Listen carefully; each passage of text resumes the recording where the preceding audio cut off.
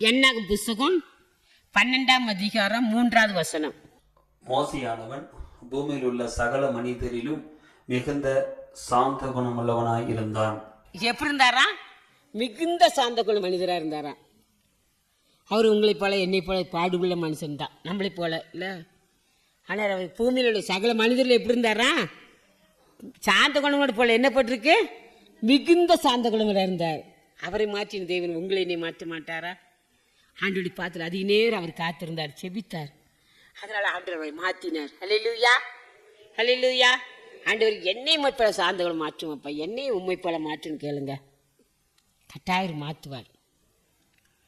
என்ன புஸ்தகம் 12ஆம் அதிகாரம் 8வது வசனம். நான் அவனுடன் மறைப்பொருளாக அல்ல, முகமுகமாகவும் பிரத்யட்சமாகவும் பேசுகிறேன். அவன் கர்த்தரின் சாயலை காண்கிறான். கர்த்தர் என்ன சரி மோசடி என்ன செஞ்சாரா? முகமுகமாய் பேசினாராம், பிரதிச்சமாகவும் பேசுறாராம். அவர் என்ன செய்ய, அவர் கர்த்தருடைய சாயல் அவர் என்ன செஞ்சார்? மோசே காண்கிற காரணம் என்ன? அவர் பூமியில எல்லார பாருங்கள் எப்படி இருந்தாரா? மிகுந்த சாந்த குணம். நமக்கு எவ்வளவு கோவம் வருது யோசித்து பாருங்க.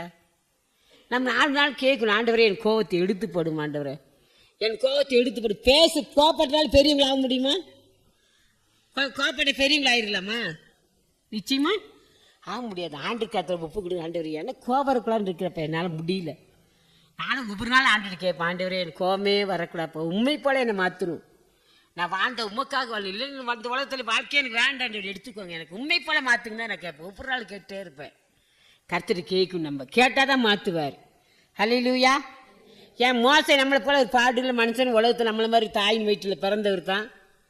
அவர் என்ன செஞ்சான்? பூமியில் அனைத்துல எப்படி இருந்தாரா? மிகுந்த சாந்த குணம். அதனால தேவனை கர்த்தர் முகமுகமாக யோசப்பா அவரோட பேசினாராம். முகமாக பேசுனார், பிரதிச்சமாக பேசினாரா. அவர் கர்த்தர் சாயல பார்த்தாராம். ஏன் நீங்கள் நான் பார்க்க முடியல? ஆண்டு கேளுங்க, ஆண்டவரே எனக்கும் மோசை போல சாந்த குணத்தவர், உண்மை போல சாந்த குணம் மாற்றி நீர் பரிசுத்தவர். நான் சொன்னேன், நான் பரிசுத்தர் ஆகல, என்ன கேட்டு பரிசுத்தர் சொன்னீங்களப்பா. நான் சாந்தம் மனத்தாலுமே இருக்கிறது கேட்டு கற்றுக்களும் சொன்னீங்களே. ஆண்டவரே என்னை உண்மை போல மாற்றுங்க, என்னை மாற்றுங்கன்னு சொல்லி கண்ணீரோடு கேளுங்க, நிச்சயம் மாற்றுவார். அவரால் முடியாத காரியம் ஒன்றும் இல்லை. பிலிப்பியர் புஸ்தகம் 4ஆம் அதிகாரம் 5வது வசனம் சொல்லுது, உங்க சாந்த குணம் எல்லாருக்கும் தெரிந்திருக்க கடவுது. வாசிங்க. உங்கள் சாந்த குணம் எல்லா மனுஷருக்கும் தெரிந்திருப்பதாக கர்த்தர் சமீபமாய் இருக்கிறார்.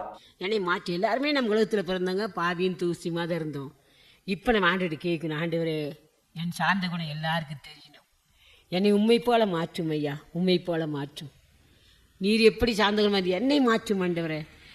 நீங்கள் என் கூட பேசுகிறேன். உலகத்தில் எத்தனை மனிதர் பேசுன கவலைப்படுறேன், யோசித்து பாருங்க. ஐயோ முன்னால அவங்க என் கூட என்ன அன்பா பேசுறேன், இன்னைக்கு பாரு என்னை பார்த்தா பேசுறது இல்லை. எத்தனை பேரை சொல்கிறோம் எவ்வளோ அன்பா பேசுவாங்க. இப்போ பாரு பார்த்து திருப்பிட்டு பாரு. மனிதருக்காக நம்ம வாங்கிக்கிறோம், இன்னைக்கு இருந்து நாளைக்கு நம்ம மறிக்கிற மனிதருக்காக. தேவனாய் கர்த்தர் இந்த யுகமா அவரோட தான் வாழ போகிறோம். அவர் பேசுறீங்க எத்தனை பேர் கலங்கி இருக்கீங்க, யோசித்து பாருங்க.